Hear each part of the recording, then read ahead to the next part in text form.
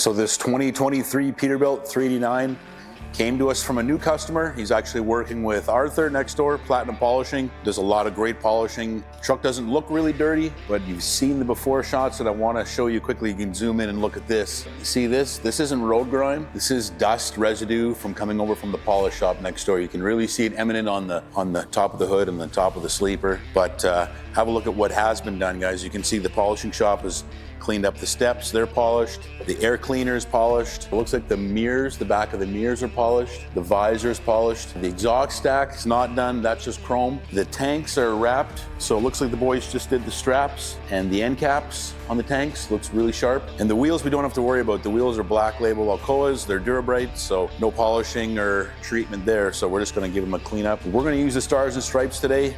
We're gonna see what we can do to get this truck cleaned up using a touchless wash. We're gonna hit it with the ceramic foam sealant afterwards and then finish with a spot-free rinse before we take it over to the bay next door and start on that interior detail tomorrow. Let's get started. So some of you are asking if we're gonna pre-rinse the truck, and the answer to that question is no. Anytime you pre-rinse the truck, the surface tension of the vehicle holds an awful lot of water. When you have that much water on the truck, what you're actually doing is diluting the soap. When you talk about a PIR, a panel impact ratio, the soap that you dilute in the foam cannon is designed to hit the panel of the truck at that concentration. If you pre-rinse the truck and the truck is wet, you're actually diluting the soap before you put it on, so it's weaker than what you're mixing it at. So unless the truck is really dirty, has a lot of mud, you want to get that off. The only other time you want to pre-rinse is if the truck is too hot. You want to neutralize the temperature of the truck. It's about 5 degrees Celsius outside. We've had it inside now for a little while. Truck's cool to the touch, ready to start. That's our thought here. Leave us a comment, tell me what you think, pre-rinse or not. But here at the Truck Spa, I've learned that pre-rinsing just gives you a weaker concentration. No pre-rinse gives you a better wash. So, truck's ready, let's get started.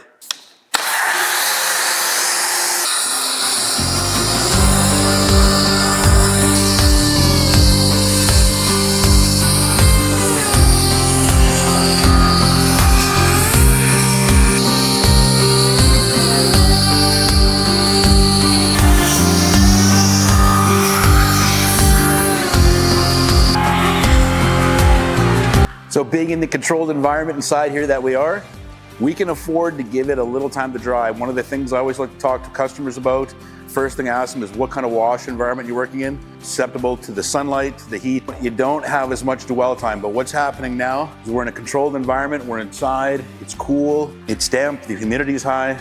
We've got a chance to let this soap soak and do its job.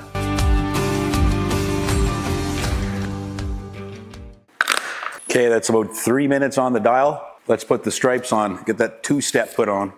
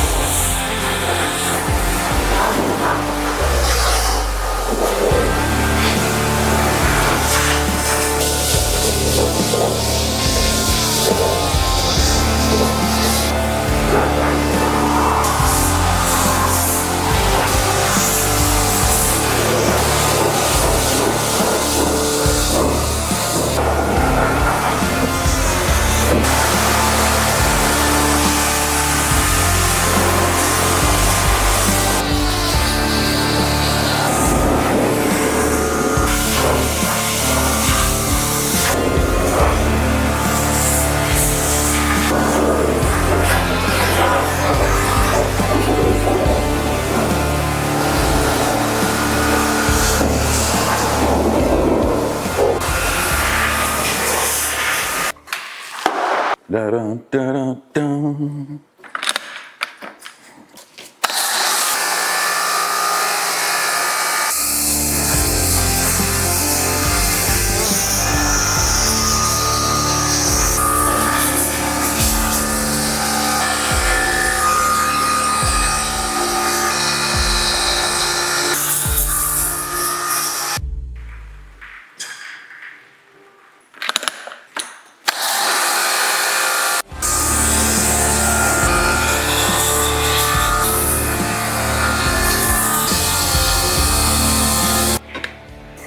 Guess we should probably book your mom's car in one of these days, instead of talking about it.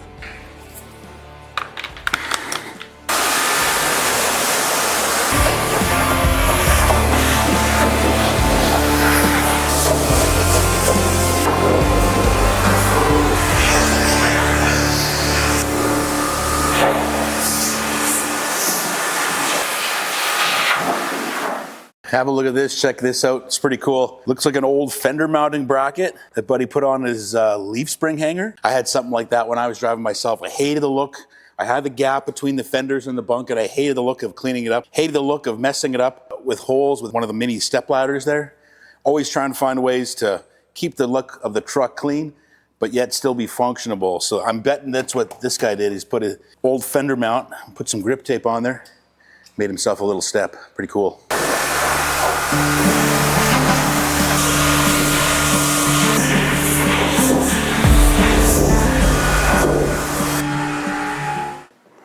Pull that big ladder over. Let's have a look at the roof.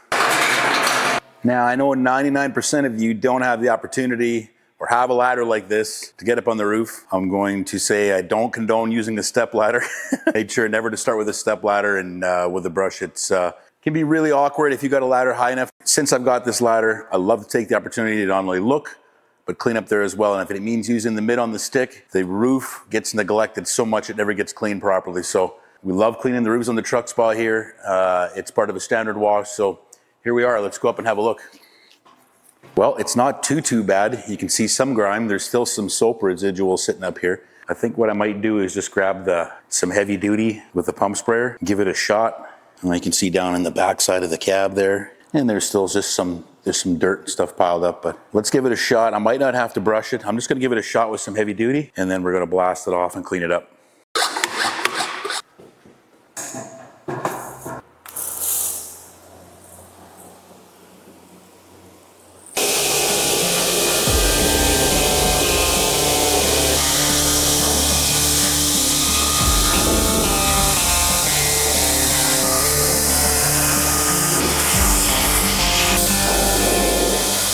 Got the top rinsed off.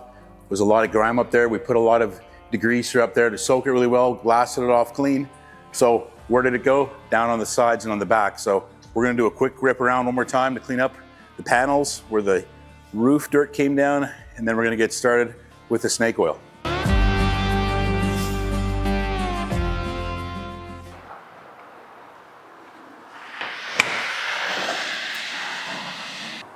One hand. Don't do that at home, kids.